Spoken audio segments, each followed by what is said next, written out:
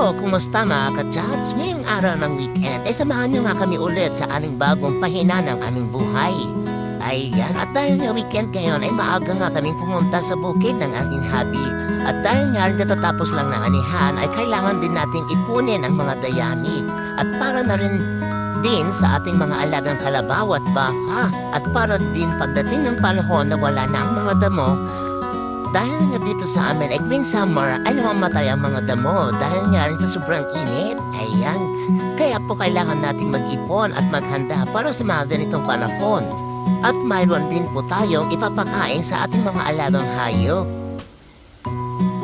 At ang aming ginagawa nga pala ngayon ay preparation para na rin sa pampapaararo para din sa ating pagtatanim ng mais. Dahil nga po dito sa amin, pagkatapos po ng palay, ang sunod po ay mais o kaya tabako. Dahil nga po seasonal lang. At umuwi nga kami ng bahay ng aking hobby at dahil nga 2 to 3 hours lang ang pagtatrabaho namin sa bukid, ay ayan na nga, nadatnan namin si Anisha na nagdidilig na pala ng halaman. Wow naman, beautiful princess. Sana. Hi Anisha, good morning. At ayan na nga, kumain nga pala kami ng almusal ng aking hubby at habang nakuhugas naman ng aming pinagkainan, ay pumunta nga ako doon kay Anisha at kinulungan ko nga siya at ako naman ay nagwalis. Ayan, so happy lang ang life mga ka-chats. At wala nga pala sa akong kapatid ngayon. Dahil nga pumunta nga pala siya sa ilog upang mag-relax din paminsan-minsan.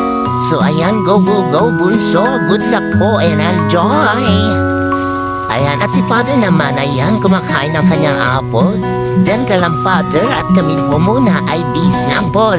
At wow nga mga ka-chats, tingnan po naman ninyo ang aming pananghalingan po mamaya.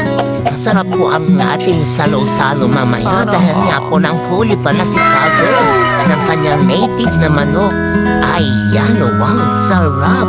Lalo po kapag itinola mo siya at lagyan mo na ang dahon ng ampalaya na nakukuha rin lang naman dyan sa pabigbundok.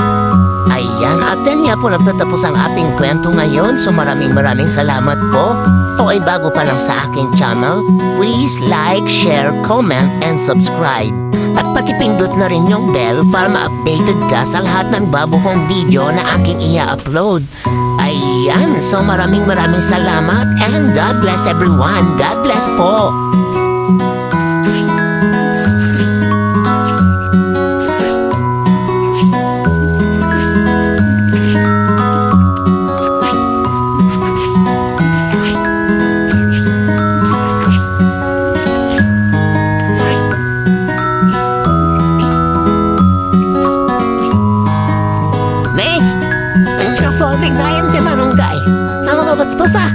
Hydrophobic?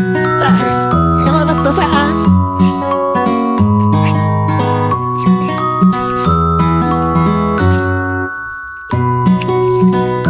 ilang kami may doktor. Itan mabasa? Hindi mabasa? Ay,